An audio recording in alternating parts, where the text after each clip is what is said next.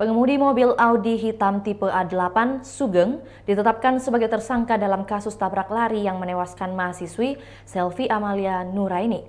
Meski awalnya Sugeng mengaku bukan karena mobilnya lah yang melindas korban Selvi, namun polisi punya bukti sebaliknya. Jajaran Polres Cianjur menyebutkan ada 2 saksi mahkota yang sudah dimintai keterangan tentang kasus tabrak lari mahasiswi Universitas Surya Kencana, Selvi Amalia Nuraini hingga meninggal dunia.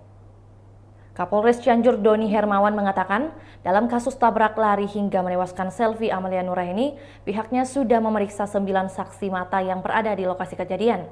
Dari 9 saksi, ada 2 saksi mata dianggap sebagai saksi mahkota, yaitu EEN yang berada di sebelah pengemudi dan seorang lagi yang duduk di belakang sopir. Saksi EEN, kata Doni, menerangkan bahwa ia berada di dalam mobil Audi tipe A8 itu dan duduk di depan sebelah kiri pengemudi. Saksi tersebut mengaku mendengar suara bruk. Ini sama dengan beberapa keterangan saksi dari luar, sedangkan saksi EEN itu mendengarnya dari dalam. Menurut Doni, selang beberapa detik kemudian saksi tersebut merasakan ada guncangan atau seperti melintasi sesuatu di atas permukaan jalan pada bagian belakang sebelah kanan. Saksi mahkota kedua menurut Doni adalah DS, penumpang di dalam mobil Audi yang berada dalam jok belakang sebelah kanan, tepat di belakang pengemudi. DS ini juga mengaku mendengar suara benturan dan merasakan adanya guncangan pada bagian ban belakang sebelah kanan, serta sempat menengok ke belakang dan melihat ada pengendara sepeda motor dengan jilbab berwarna hitam tergeletak di badan jalan.